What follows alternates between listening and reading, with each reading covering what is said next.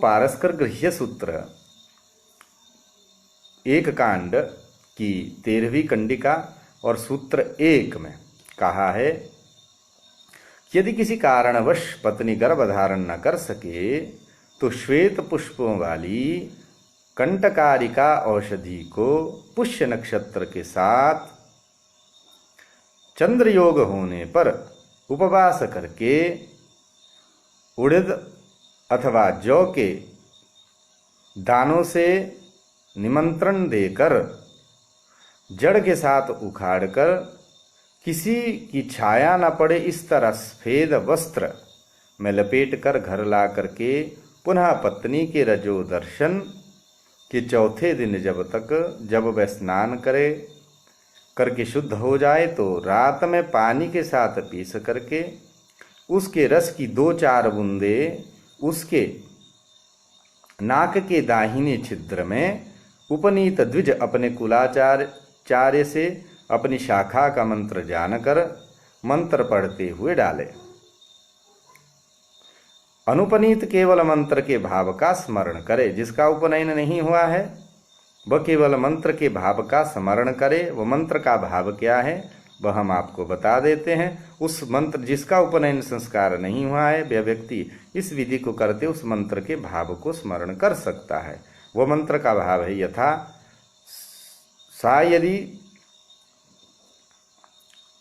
का मंत्र का पहले हम कह दे सा यदि गर्भन्नादधीत सिंह्याः श्वेत पुष्प्याः उपोष्य पुष्येण मूलमुत्थाप्य चतुर्थेहनि स्नातायां निशायां मुदपेशं पिष्ट्वा दक्षिणस्यां नासिकायां अभिसिंचति।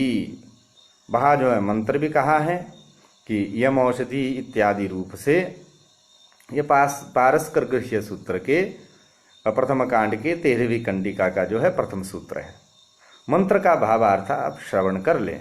जिसका उपनयन नहीं हुआ वे इस मंत्र के इस भावार्थ को जो है अवश्य स्मरण करे उस वक्त जब आप जो है दाहिनी नासिका से अपने पत्नी के उस रस को डालेंगे। तो प्रजापति, बृहति, औषधि आदि इस मंत्र के ऋषि आदि हैं। इसका विनियोग औषधि सेचन में है। औषध्य सेचने विनियोग गर्भधारण में बाधक दोषों को हटाकर गुणों का आधान करने वाली यह काष्ठौषधि कष्ट सहन करके भी सेवन करने वालों की रक्षा करती है और दोष के वेगों को नष्ट कर देती हैं। अनेक प्रकार के फल देने वाली इस वनस्पति की कृपा से जैसे मैं अपने पिता का नाम लेता हूँ वैसे ही मेरी संतान भी मेरा नाम उज्जवल करे। यह उस मंत्र का भाव है। इसका स्मरण कर लेना चाहिए। गदाधर भाष्यकार ने गर्ग पद्धति में इस प्रसंग का उल्लेख करते हुए कहा है कि पत्नी की नाक में यह औषधि डालने के बाद ही पति भोजन करे।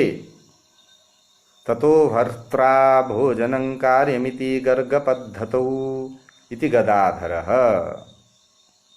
इस प्रकार औषधि सेचन कर्म के अनंतर पुनः उक्त मुहूर्त काल में गर्भाधान प्रधान रात्रिकालिक क्रियाओं को पुनः पुनः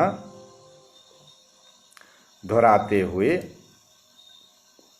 स्त्री जो है गर्भाधान करे। दैव की प्रेरणा से कर्मानुरोधी शरीर प्राप्त करने के लिए जीव पुरुष के वीर्यकण का आश्रय लेकर के स्त्री के उदर में प्रविष्ट होता है। एक रात्रि में वह शुक्राणु कलल के रूप में, 5 रात्रि में बुध के रूप में, 10 दिन में बैर के समान, उसके पश्चात 10 मांसपेशियों से युक्त अंडाकार हो जाता है। आयुर्वेद के ग्रंथों में कहा है कि प्रथम मास में अव्यक्त अर्थात स्त्री भ्रूण या पुरुष भ्रूण है, इसको व्यक्त नहीं कर सकते। इसलिए इसी मास में स्त्रीत्व अथवा पुंसत्व की अभिव्यक्ति के लिए पूर्व ही पुंसवन विधि का प्रयोग करें।